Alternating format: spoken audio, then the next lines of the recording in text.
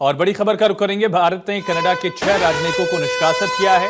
19 अक्टूबर तक भारत छोड़ने के निर्देश दिए हैं। आज भारत ने कनाडा के उच्चायुक्त को तलब किया था। कनाडाई पीएम ट्रूडो के बयान पर एक्शन लिया गया। Lan Ross Stewart, Patrick Hebert, Mary Catherine Jolly, Adam James Chuipka, Paula Orijuela को निष्कासित किया गया है। ये तमाम डिप्लोमेट्स वापस अपने मुल्क कनाडा का रास्ता नापेंगे, क्योंकि कनाडा के प्रधानमंत्री की तरफ से जिस तरह का स्टेटमेंट दिया गया और भारत के उच्च आयुक्त पर एक तरह से आरोप लगाया गया, उसके बाद भारत ने भी कड़े फैसले लेने शुरू किए हैं और कनाडा को ये बताया कि भारत भी उसी की भाषा में कनाडा को जवाब देगा। बड़ी और अहम खबर इस वक्त की, कनाडा के राजदूत को तलब किया गया था और उसके बाद 6 कनाडाई राजनयिकों को भारत छोड़ने का आदेश दिया गया है। इस वक्त की बड़ी खबर, कनाडा के उच्चायुक्त भी भारत से निष्कासित किए गए हैं और साथ ही भारत अपने भी 6 राजनयिकों को लगभग वापस बुला रहा है। कुछ राजनयिकों को वापस कनाडा से भारत बुलाया जा रहा है। खालिस्तानी आतंकी हरदीप सिंह निज्जर की कनाडा में हत्या हुई जून 2023 में। पूरी टाइमलाइन समझिए कि विवाद का मूल कहां से शुरू हुआ। निज्जर को कनाडा के ब्रिटिश कोलंबिया में गोली मारी गई और इसके बाद से ही विवाद बढ़ता चला गया।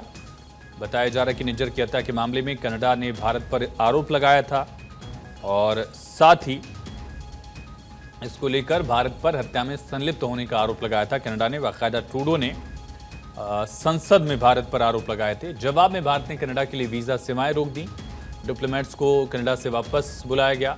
कनाडा के राजनयिकों को भी भारत ने वापस भेज दिया और भारत ने सितंबर 2023 से बंद वीजा सेवाएं बहाल की अक्टूबर में। वीजा सेवा बहाल होने से दोनों देश के संबंधों में थोड़ी सी नरमी जरूर आई थी, लेकिन कनाडा ने भारतीय उच्चायुक्त को लेकर फिर से कदम उठाया, आरोप लगाया और भारतीय उच्चायुक्त को पर्सन ऑफ इंटरेस्ट नामित किया। एक तरह से इस पूरे केस में भारत ने अपने राजनयिकों को कनाडा से वापस बुला लिया है और कनाडा के 6 राजनयिकों को भारत ने निष्कासित भी किया है।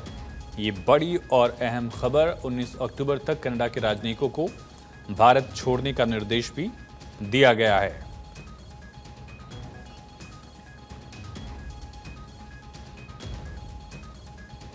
तो 18 जून 2023 को खालिस्तानी आतंकी हरदीप निज्जर की कनाडा में हत्या हुई और हरदीप सिंह निज्जर कनाडाई नागरिक था, ऐसा दावा वहां सरकार कर रही थी। हालांकि वो भारत में घोषित आतंकवादी था, खालिस्तान आंदोलन का बड़ा नेता था। आतंकवादी निज्जर, हरदीप निज्जर को भारत ने आतंकवादी घोषित कर रखा था और कनाडा ने हत्या में भारत सरकार का, खास करके इंडियन एजेंसी और इंडियन एम्बेसी से जुड़े, हाई कमिश्नर से जुड़े, दरअसल हाई कमीशन से जुड़े राजनयिकों पर इस तरह के आरोप लगाए गए थे। ट्रूडो ने संसद में 18 सितंबर 2023 को भारत पर आरोप लगाया, कहा विश्वसनीय आरोपों पर सक्रिय रूप से हम काम कर रहे हैं, जांच एजेंसियां इन्वेस्टिगेट कर रही हैं। तब ट्रूडो ने कहा था, भारत ने भी उस पर कड़ा रुख अख्तियार किया था और भारत ने ट्रूडो के दावे को बेतुका बताकर खारिज किया और ये भी कहा कि ट्रूडो के पास अगर सबूत हैं तो ट्रूडो की सरकार सबूत प्रोवाइड कर इंडिया को, उस अकॉर्डिंग भारत कार्रवाई करेगा। 22 सितंबर 2023 को भारत ने कनाडाई लोगों के लिए नए वीजा जारी करना भी निलंबित कर दिया। हालांकि कुछ ही हफ्ते बाद इसको फिर से शुरू कर दिया गया था, लेकिन भारत ने सख्त रुख इस पर दिखाया था और अब एक बार फिर से यही सख्ती दिख रही है। फिर से उसी तरह के आरोप दोहराए गए हैं ट्रूडो की तरफ से। भारतीय हाई कमिश्नर संजय कुमार वर्मा को बुलाने का फैसला लिया गया और भारत ने अपने कुछ और डिप्लोमेट्स को भी वापस बुला लिया है। इसके अलावा कनाडाई जो डिप्लोमेट्स उनको भेजा भी गया, वापस निष्कासित किया गया। पर्सन ऑफ इंटरेस्ट क्या है समझिए। पर्सन ऑफ इंटरेस्ट का इस्तेमाल संयुक्त राज्य अमेरिका, कनाडा और अन्य देशों में किसी ऐसे व्यक्ति की पहचान करते समय की जाती है।